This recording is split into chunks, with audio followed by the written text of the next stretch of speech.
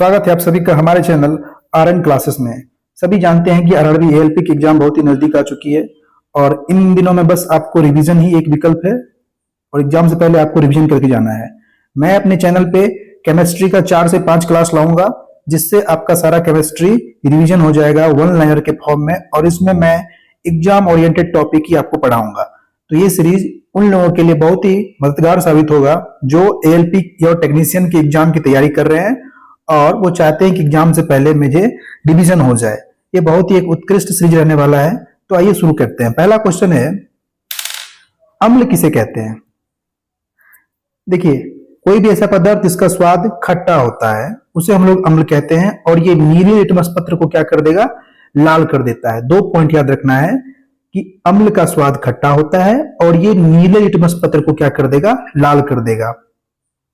एक और साइंटिस्ट है अर्हेनियस, जिसके अनुसार यह कहा गया कि अम्ल वह पदार्थ है जो जल में घुलकर कौन सा आयन देगा? हाइड्रोजन आयन देता है। ध्यान रखिएगा। तो अभी एसिड के बारे में ठीक जी बताइए, ये क्या होता है? खट्टा होता है। दूसरा, नीले लिटमस को क्या कर देगा? लाल में कन्वर्ट कर देगा। और तीसरा, जल में घुलकर हाइड्रोजन आयन H+ देता है। ध्यान रखिएगा। एक और साइंटिस्ट है, उसके अनुसार क्या है वो भी देख लीजिए। अम्ल वह अणु या आयन है जो प्रोटॉन देने की क्षमता रखता है। ये थोड़ा हाई लेवल का है, आपको बस 2 चीज याद रखना है कि खट्टा जल में घुलकर H+ आयन देता है, और तीसरा ब्लू लिटमस को लाल में कन्वर्ट कर देगा। एक टर्म है लुईस एसिड। लुईस एसिड किसे कहते हैं? यह एक रासायनिक अभिक्रिया है जो अन्य रासायनिक यौगिक में एक जोड़ी इलेक्ट्रॉन को स्वीकार कर सह संयोजक बंध बनाता है। उसे हम लोग क्या कहते हैं? लुईस एसिड कहते हैं, जिसका उदाहरण है AlCl3। ध्यान रखिएगा, AlCl3 क्या है? लुईस एसिड है। अगला क्वेश्चन है, AlCl3 BF3NH3 व FeCl3 में कौन सा यौगिक लुईस अम्ल नहीं है? तो इसमें दिया गया है कि NH3 जो है वो लुईस अम्ल नहीं है, बाकी ये तीनों क्या है? ये तीनों लुईस अम्ल है। ध्यान रखिएगा, ये लुईस अम्ल नहीं है। अगला क्वेश्चन है, परंपरागत बैटरियों में कौन सा अम्लीय घोल होता है? बहुत ही रिपीटेड क्वेश्चन है ये भाई साहब, ध्यान रखिएगा। सल्फ्यूरिक अम्ल, आंख मूंद के मारे एग्जाम में पूछेगा। लेड संचायक बैटरी में पूछे सल्फ्यूरिक अम्ल, दोनों में सल्फ्यूरिक अम्ल। कौन सा अम्ल पानी में घुलने पर H+ आयन प्रदान करता है? एसिटिक अम्ल। ये एक दुर्बल अम्ल भी इसको हम लोग कहते हैं। ये क्या है? दुर्बल अम्ल भी है। क्वेश्चन में दिया गया है कि कौन सा दुर्बल अम्ल पानी में घुलने पर H+ आयन देता है? तो एसिटिक अम्ल। सभी अम्ल के लिए सामान्य तत्व कौन सा है? तो हाइड्रोजन। आपको पता है कि अम्ल पानी में घुलने पर H+ आयन देता है, तो यही है हाइड्रोजन। अगला क्वेश्चन है, प्रबल अम्ल के विलयन में क्या होता है? तो उसमें क्या होता है कि ज्यादातर आयन होता है। क्या होता है? ज्यादातर आयन होता है। कॉपर सल्फेट का जलीय विलयन किस लिटमस पेपर को लाल कर देता है? तो एसिड है, तो नीले लिटमस पेपर को क्या कर देगा? ये लाल कर देगा। वे अम्ल जिनमें हाइड्रोजन के साथ अन्य अधात्विक तत्व होते हैं क्या कहलाते हैं? इसको हम लोग कहते हैं हाइड्रासीड्स या अनॉक्सी अम्ल। क्या कहते हैं? हाइड्रोसीड्स या अनॉक्सी अम्ल। किस अम्ल में ऑक्सीजन नहीं है? हाइड्रोक्लोरिक अम्ल। हाइड्रोक्लोरिक अम्ल में ऑक्सीजन नहीं है। ध्यान रखिएगा, हाइड्रोक्लोरिक अम्ल में ऑक्सीजन नहीं है। अगला क्वेश्चन है, क्या कारण है कि हाइड्रोक्लोरिक अम्ल को कांच की बोतल में नहीं रखा जाता है? क्योंकि यह कांच की सिलिकॉन डाइऑक्साइड से अभिक्रिया करती है। ध्यान रखिएगा, इसीलिए इसको हम लोग हाइड्रोक्लोरिक अम्ल को कांच की बोतल में नहीं रखते हैं। अगला है, यदि धोवन सोडा की अल्प मात्रा में लगभग 1 ml तनु HCl अम्ल मिलाते हैं तो क्या प्रतिक्रिया होती है? तो CO2 गैस के तेज बुदबुदाहट के साथ निकलती है। ध्यान रखिएगा इसको। तो ये था। आइए अब आगे देखते हैं। इसका कर लिया, इधर देखते हैं क्या है। रसायन उद्योग में कौन सा अम्ल मूल रासायनिक अम्ल माना जाता है? H2SO4 sulphuric acid. बहुत इंपॉर्टेंट है क्योंकि ये लेड संचायक बैटरी हो या फिर परंपरागत बैटरी हो, उसमें इस एसिड का हम लोग प्रयोग करते हैं। किसका? सल्फ्यूरिक एसिड H2SO4 का। अगला है, सांद्र अम्ल को तनु बनाने हेतु क्या करना चाहिए? जो सांद्र है उसको तनु बनाने के लिए हम लोग क्या करते हैं? जल में सांद्र अम्ल डालना चाहिए, जल में उसको मिला देते हैं। अम्ल से संबंधित सही तथ्य है, क्या क्या है सही तथ्य देख लीजिए। सल्फ्यूरिक अम्ल को तनु बनाने के लिए पानी में अम्ल मिलाया जाता है, ना कि अम्ल में पानी। क्या कह रहा है? सल्फ्यूरिक अम्ल है जो भी सांद्र है, उसको तनु बनाने के लिए क्या करना है? पानी में अम्ल को मिलाना है। पानी में भी मतलब कि ये मतलब कि पानी से भरा हुआ है, इसमें अम्ल को डालना है, ना कि अम्ल में पानी डाल देना है। नहीं, क्या करना है? पानी में अम्ल को मिलाना है, ना कि अम्ल में पानी। अगला है, उसके बाद है कि पानी की विशिष्ट ऊष्मा बहुत अधिक होती है। ठीक है, कौन सा पदार्थ गैस्ट्रिक अम्ल के संघटक के रूप में पेट में स्रावित नहीं होता है? सल्फ्यूरिक अम्ल हमारे पेट में स्रावित नहीं होता है। पानी में घुलने पर कौन सा एसिड H+ आयन देता है? आपको पता है कि एसिटिक एसिड देता है, और यहां पे उसका फॉर्मूला दिया गया है CH3COOH। इथेनॉल को इथेन में परिवर्तित करने हेतु डिहाइड्रेटिंग एजेंट के रूप में किसका उपयोग होता है? तो सांद्र सल्फ्यूरिक अम्ल का प्रयोग होता है। किसका प्रयोग होता है? सांद्र सल्फ्यूरिक अम्ल का। अगला क्वेश्चन है कि एक्वारेजिया घोल किसे कहते हैं? बहुत इंपॉर्टेंट क्वेश्चन है ये। एक्वारेजिया एग्जाम में पूछता है, तो ध्यान रखिएगा इसका हर पॉइंट। सांद्र हाइड्रोक्लोरिक अम्ल, सांद्र नाइट्रिक अम्ल, इन दोनों का रेशियो 3:1 के अनुपात में मिलाने पर जो प्राप्त मिश्रण होता है उसको हम लोग एक्वारेजिया घोल कहते हैं। क्या क्या? HCl जो सांद्र हो, और नाइट्रिक एसिड HNO3, HCl का 3 और HNO3 का 1। अभी इसमें यह भी ध्यान रखना है कि एग्जाम में यहां पे तनु या कुछ और कर देगा, ध्यान रखना है सांद्र, ये वर्ड इंपॉर्टेंट है। सांद्र सांद्र सांद्र हाइड्रोक्लोरिक और सांद्र नाइट्रिक दोनों का अनुपात 3:1 में। अगला क्वेश्चन क्या देखते हैं, सोना व प्लेटिनम को किस विलयन में घोला जाता है? तो इसको हम लोग एक्वारेजिया घोल में घोलते हैं, जो भी पढ़े हैं, और स्वर्णकार इसका उपयोग करते हैं इस घोल का। कॉपर सल्फेट का जलीय घोल किस कारण अम्लीय होता है? क्योंकि इसका जल अपघटन होता है। जल अपघटन में ऊर्जा किस रूप में उत्पन्न होती है? तो उष्मा के रूप में उत्पन्न होती है। किस रूप में? उष्मा के रूप में। जल में कार्बन डाइऑक्साइड प्रवाहित करने पर सोडा वाटर की प्रकृति कैसी होती है? ये अम्लीय प्रकृति की होती है। कैसी होती है? ये अम्लीय प्रकृति की होती है। इसका उपयोग शीतल पेय पदार्थों के रूप में किया जाता है। चूने का पानी किस कारण दुधिया हो जाता है? बताइए। कार्बन डाइऑक्साइड के कारण। ध्यान रखिएगा, क्वेश्चन पूछेगा कि चूने का पानी किस कारण दुधिया हो जाता है, तो आपको टिक करना है कार्बन डाइऑक्साइड के कारण। अगला है, किसमें ऑक्सीजन अनुपस्थित रहती है? केरोसिन में। किसमें? केरोसिन में, क्योंकि केरोसिन अर्थात मिट्टी का तेल हाइड्रोकार्बन का मिश्रण होता है, जिसमें कार्बन तथा हाइड्रोजन की यौगिक होते हैं। जहां भी हाइड्रोकार्बन दिखे, इसका मतलब होता है कि कार्बन और हाइड्रोजन का यौगिक, ये यौगिक सिर्फ और सिर्फ दो से मिलकर बने होंगे, कार्बन से और हाइड्रोजन से। तो केरोसिन में ऑक्सीजन अनुपस्थित रहती है। पानी की टंकी में लगी फंगी को नष्ट करने हेतु किस रसायन का इस्तेमाल किया जाता है? तो इसमें हम लोग इस्तेमाल करते हैं कॉपर सल्फेट का। ध्यान रखिएगा। फसलों की सुरक्षा हेतु कवकनाशी के रूप में भी इसका उपयोग होता है। वह कौन सी गैस है जो जल में शीघ्रता से घुल जाती है? जलीय घोल में लाल लिटमस को क्या करता है? नीला हो जाता है, और HCl के सफेद धूम्र बनाती है। तो ये अमोनिया गैस है, इसको भी ध्यान रखिएगा, अमोनिया गैस को।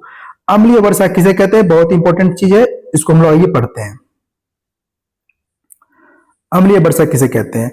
जब वायुमंडल में उपस्थित carbon dioxide, sulphur dioxide, nitrogen oxide जैसी गैसें वर्षा जल के साथ घुलकर क्रमशः कार्बनिक अम्ल, सल्फ्यूरिक अम्ल व नाइट्रिक अम्ल के रूप में पृथ्वी पर पड़ती है, तो उसे हम लोग अम्लीय वर्षा कहते हैं। कौन कौन वायुमंडल में? तो कार्बन डाइऑक्साइड, सल्फर डाइऑक्साइड और नाइट्रोजन, ये तीनों ऑक्साइड वर्षा जल में जब घुल जाती है तो क्या क्या बनती है? कार्बोनिक अम्ल, सल्फ्यूरिक अम्ल, नाइट्रिक अम्ल। और पृथ्वी पर गिरती है, इसको हम लोग क्या कहते हैं, अम्लीय वर्षा कहते हैं। अम्लीय वर्षा का पीएच मान कितना होता है, तो इसका पीएच मान होता है 5.6 से कम होता है, ध्यान रखिएगा।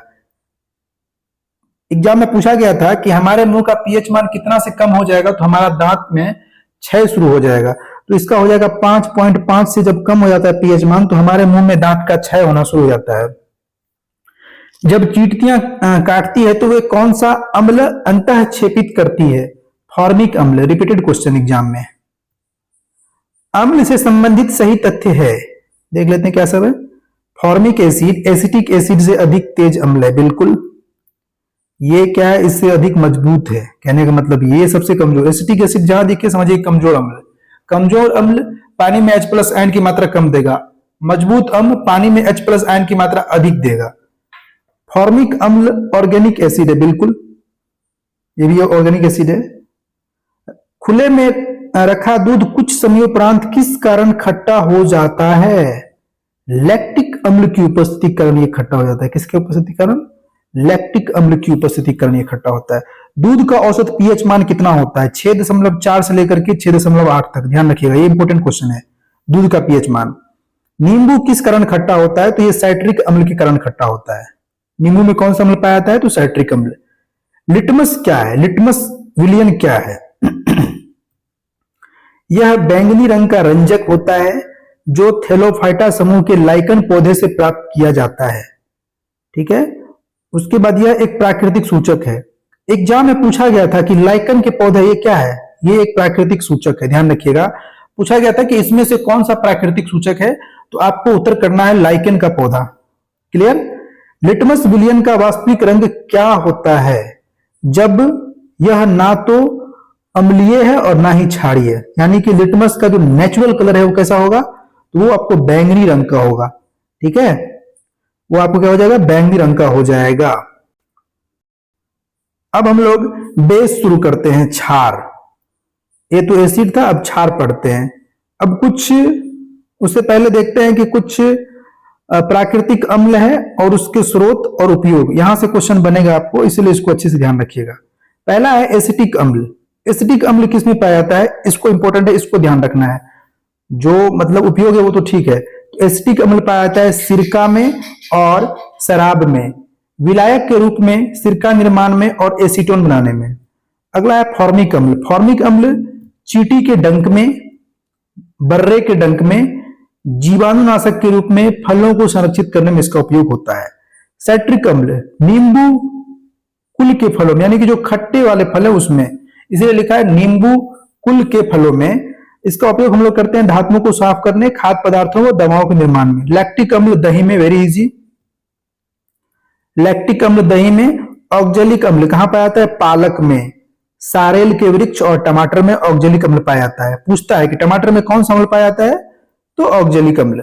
फोटोग्राफी, कपड़ों की छपाई व रंगाई, स्याही के धब्बे हटाने व चमड़े के विरंजक के रूप में इसका उपयोग होता है। एस्कॉर्बिक अम्ल जो सिट्रिक एसिड है, खट्टे फल है, जैसे कि आंवला, नींबू कुल के फलों में ये एस्कॉर्बिक अम्ल पाया जाता है। सैट्रिक अम्ल भी नींबू कुल के फलों में पाया जाता है। टार्टरिक अम्ल इमली, अंगूर, कच्चे आम इत्यादि। इमली में टार्टरिक अम्ल, अंगूर में टार्टरिक अम्ल। बेंजोइक अम्ल का उपयोग, इसका उपयोग पूछेगा, तो इसका उपयोग हम लोग करते हैं दवा व खाद्य पदार्थ के संरक्षण में, बेंजोइक अम्ल का उपयोग करते हैं। और नाइट्रिक अम्ल का औषधि, उर्वरक, फोटोग्राफी व विस्फोटक पदार्थों के निर्माण में। आइए अब शुरू करते हैं क्षार यानी कि बेस। ये किसे कहते हैं हम लोग, इसका स्वाद कड़वा होता है और ये लाल लिटमस पत्र को नीला कर देता है। 2 पॉइंट। तीसरा पॉइंट, जल में घुलने पर OH- आयन देता है। 3 पॉइंट, स्वाद कड़वा, लाल लिटमस को नीला और जल में घुलने पर OH- आयन देगा। बस इतना याद रखिए। थोड़ा और ध्यान रखना है, तो जो ये है ये प्रोटॉन लेने की क्षमता रखते हैं, लेकिन जो एसिड था, जो अम्ल था, वह प्रोटॉन देने की क्षमता रखते हैं। लुईस बेल किसे कहते हैं, लुईस एसिड पढ़ा था, अभी लुईस बेस पढ़ेंगे हम लोग। इसमें क्या होता है कि एक जोड़ी इलेक्ट्रॉन का त्याग करके सह संयोजक बंध बनाता है, उसे हम लोग लुईस बेस कहते हैं। उसमें क्या था, एसिड में, अम्ल में एक जोड़ी इलेक्ट्रॉन को लेकर के सह संयोजक बंध बनाना, उसको हम लोग लुईस अम्ल कहते हैं। यहाँ एग्जाम्पल NH3 हो जाएगा। ये क्या है? एक लुईस बेस है। अगला है, अम्ल और क्षार की अभिक्रिया को इलेक्ट्रॉन आदान प्रदान के आधार पर किसने वर्णित किया? तो गिलबर्ट एन लुईस ने 1923 में अम्ल क्षार अभिक्रिया में अम्ल इलेक्ट्रॉन युग्म ग्रहण करता है और क्षार इलेक्ट्रॉन युग्म दान करता है। उन्होंने ये कहा था, यानी कि जब अम्ल और क्षार रिएक्ट करेगा, अम्ल और क्षार अभिक्रिया करेगा, तो इसमें इलेक्ट्रॉन का आदान प्रदान होगा। ये इलेक्ट्रॉन एक जोड़ा देगा और ये एक जोड़ा इलेक्ट्रॉन लेता है। ठीक है, यानी कि ये क्या करता है? ये ग्रहण करता है, मतलब हाँ, अम्ल क्या करता है? इलेक्ट्रॉन ग्रहण करता है और क्षार क्या करता है? इसको इलेक्ट्रॉन देता है। तो यही था, इसको गिलबर्ट एंड लुईस ने क्या किया था? वर्णित किया था।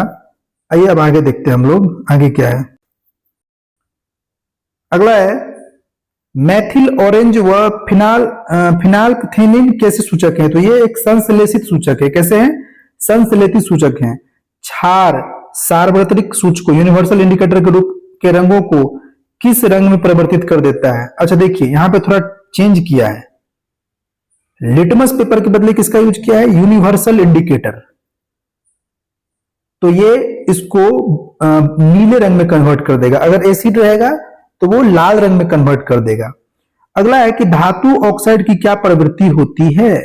तो जितने भी सारे धातु ऑक्साइड होती है वो क्षारीय प्रवृत्ति के होते हैं, और जितने भी सारे अधातु ऑक्साइड होते हैं वो अम्लीय प्रवृत्ति के होते हैं। प्राकृतिक में क्षारीय क्या है? तो NaOH, सोडियम हाइड्रोक्साइड जिसको हम लोग कहते हैं, वह धात्विक ऑक्साइड जो अन्य से भिन्न है, Al2O3, क्योंकि ये क्षार और एसिड अम्ल दोनों के साथ ये रिएक्ट करता है। अब देखते हैं कुछ क्षार और उसका स्रोत और उसका उपयोग। इंपॉर्टेंट है, इसको थोड़ा सा ध्यान रखिएगा। पहला है कैल्शियम हाइड्रोक्साइड। जो कैल्शियम हाइड्रोक्साइड है ना, उसको हम लोग लिखते हैं CaOH2। इसको हम लोग चूने का पानी कहते हैं। ब्लीचिंग पाउडर बनाने में, जल को मृदु बनाने में, अम्ल से जलने पर मरहम पट्टी करने में, मिट्टी की अम्लीयता दूर करने में इत्यादि में इसका काम होता है। अगला है sodium hydroxide. Sodium hydroxide NaOH रासायनिक विधि द्वारा साबुन, पेट्रोल के शुद्धिकरण, कागज एवं कपड़ा निर्माण आदि में इसका यूज होता है। पोटेशियम हाइड्रोक्साइड मुलायम साबुन के निर्माण में। मैग्नीशियम हाइड्रोक्साइड पेट की अम्लता को दूर करने हेतु चीनी उद्योग में, सोडा में चीनी तैयार इत्यादि में। अगला है अम्ल क्षार में अंतर। अभी तो पढ़े, फिर एक बार और देख लेते हैं, ये बहुत इंपॉर्टेंट है। अम्ल जलीय विलयन में H+ आयन देता है, पहला पॉइंट। क्षार जलीय विलयन में OH- आयन देगा। अम्ल स्वाद में खट्टे होते हैं, क्षार स्वाद में कड़वे होते हैं। आगे देखिए, अम्ल नीले लिटमस पेपर को किस में कन्वर्ट कर देगा? लाल में, और ये लाल को नीला में। पीएच इसका 7 से कम होता है पीएच मान, और इसका पीएच मान 7 से क्या होता है? अधिक होता है। अम्ल क्षार को उदासीन कर लवण एवं पानी बनाते हैं। जब एक एसिड और एक बेस रिएक्ट करेगा तो लवण और पानी बनेगा, और सेम यहां पे वही हो जाएगा। अम्ल और क्षार के कुछ उदाहरण: हाइड्रोक्लोरिक अम्ल, सल्फ्यूरिक अम्ल, सिट्रिक अम्ल, sodium hydroxide, potassium hydroxide, calcium hydroxide, ammonium hydroxide. उसके बाद ये एसिटिक एसिड जो सबसे कमजोर होता है वो भी यहाँ पे दिया गया है। आइए आगे देखते हैं आगे क्या है। अगला है भस्म से संबंधित सही तथ्य है। अच्छा देखो, भस्म एक प्रकार का क्या होता है? क्षार होता है। ठीक है, भस्म क्या होता है? क्षार होता है। लेकिन अंतर क्या होता है? अंतर यह होता है कि जो भी क्षारीय क्षारक जल में विलय नहीं होते उसको हम लोग भस्म कहते हैं। इसलिए लिखा गया कि सभी क्षार भस्म होते हैं, जबकि सभी भस्म क्षार नहीं होते हैं। इसका कारण यह है कि सभी भस्म जल में विलय नहीं होते हैं। ध्यान रखिएगा इसको। क्षारक जल में हाइड्रोक्साइड आयन उत्पन्न करते हैं। अभी पढ़ाया था कि अगर एसिड है तो H+ आयन देगा, अगर क्षार है तो ये फिर आपको देगा OH- आयन देगा। ध्यान रखिएगा। अगला है भस्म या क्षार कितने प्रकार के होते हैं? तो ये 2 प्रकार के होते हैं। कौन कौन? एक होता है जल में विलय भस्म और एक होता है जल में अविलय भस्म। जल में जो घुलनशील होगा और जल में जो अघुलनशील होगा। तो क्या क्या है इसमें देख लीजिए, सोडियम हाइड्रोक्साइड, पोटेशियम हाइड्रोक्साइड, इसमें जिंक ऑक्साइड, इसमें क्या हो जाएगा जिंक ऑक्साइड, और देख लीजिए दिया गया पूरा का पूरा फेरस ऑक्साइड, फेरिक ऑक्साइड, ये फिर कैल्शियम हाइड्रोक्साइड, आगे क्या सब दिया गया अमोनियम हाइड्रोक्साइड और फेरस हाइड्रोक्साइड, ये इसका एग्जाम्पल दिया गया। लवण, लास्ट टॉपिक है इसका लवण। जल में अविलय क्षारक अम्ल से अभिक्रिया करके क्या बनाते हैं, तो लवण या जल बनाते हैं। खाने का नमक किससे निर्मित होता है, NaCl, मजबूत अम्ल और मजबूत क्षार से। किससे निर्मित होता है, मजबूत अम्ल और मजबूत क्षार से। एंटा एसिड क्या होता है, भस्म, बेस। एंटा एसिड का अर्थ होता है वैसा पदार्थ जो एसिड के विपरीत कार्य करे।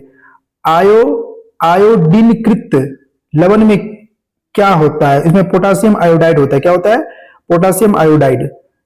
इनो लवण को जल में डालने पर बुलबुले किसकी उपस्थिति कारण बनते हैं, तो कार्बन डाइऑक्साइड की उपस्थिति कारण। जब इनो को पानी में डालोगे तो बुलबुला बनेगा, किसकी वजह से, CO2 की वजह से, ध्यान रखिएगा। अगला है पीएच मान।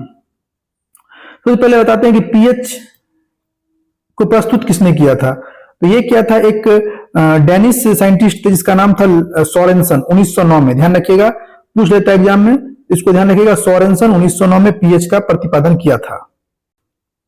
अगला है पीएच वैल्यू क्या होता है, एक संख्यात्मक मान होता है जो पदार्थ की अम्लता व क्षारीयता को प्रदर्शित करती है कि अगर जो 7 से कम किसी का पीएच मान है तो वो अम्ल है, और 7 से अधिक किसी का मान है तो वो क्या है, क्षार है। पीएच किससे संबंधित होता है, ये हाइड्रोजन आयन की सांद्रता से होता है। अगर किसी में हाइड्रोजन आयन अधिक होगी तो वो क्या होगा, अधिक, वो एसिड तरफ होगा, और जिसमें हाइड्रोजन H+ आयन की कमी होगी वो क्या होगा, क्षार साइड चला जाएगा।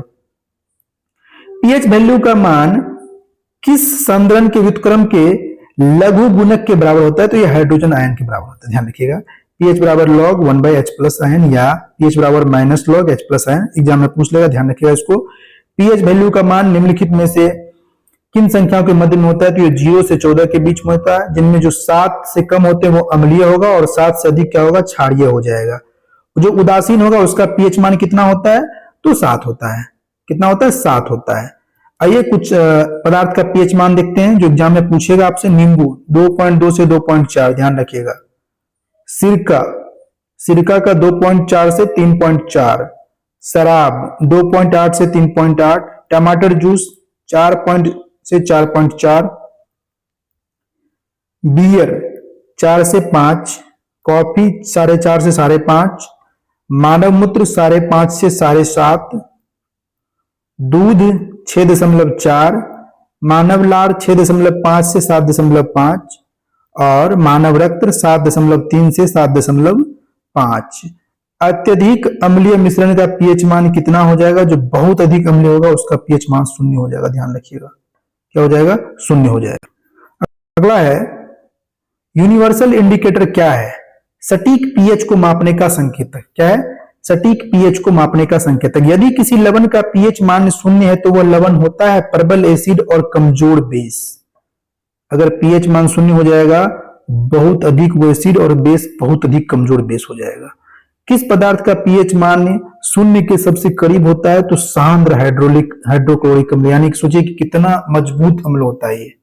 उसमें भी कौन सा, सांद्र, तनु नहीं, सांद्र। किसी घोल का पीएच वैल्यू 3 से 6 तक बदलता है, इसमें H+ आयन की सांद्रता कितनी होगी, 1000 गुना कम हो जाएगी। ध्यान रखिएगा। उस विलयन का पीएच मान क्या होगा जिसके हाइड्रोजन आयन की सांद्रता 1 × 10⁻⁻5 मोल प्रति लीटर है, तो क्या हो जाएगा, 5 हो जाएगा। प्रबल अम्ल व प्रबल क्षार के लवणों का पीएच मान कितना होता है, जो प्रबल अम्ल होगा और या फिर जो प्रबल क्षार हो जाएगा उससे जो बने सॉल्ट होगा उसका जो पीएच मान होगा वो क्या होगा, 7 होगा। ध्यान रखिएगा। पीएच वैल्यू 7 से 14 की ओर बढ़ने पर क्या प्रदर्शित करता है, OH आयन की सांद्रता में वृद्धि। मैग्नीशिया दूध का पीएच मान 10 होता है। यदि किसी लवण का पीएच मान 12 है तो वो लवण क्या होगा, दुर्बल अम्ल और प्रबल क्षार। क्लियर, देख लो, सॉल्ट जिसका पीएच मान 7 हो, 0 और 12। बेस की तरफ है तो दुर्बल अम्ल होगा, प्रबल क्षार होगा। एसिड की तरफ है तो प्रबल अम्ल होगा, दुर्बल क्षार होगा। और बीच में है तो दोनों क्या होगा, दुर्बल होगा। ध्यान रखिएगा। अगला है कुछ प्रमुख रासायनिक यौगिकों के व्यवसायिक नाम। ध्यान रखिएगा। Washing soda, sodium carbonate. Caustic soda, sodium hydroxide. नीला थोथा, copper sulphate. Hypo, sodium thiosulphate.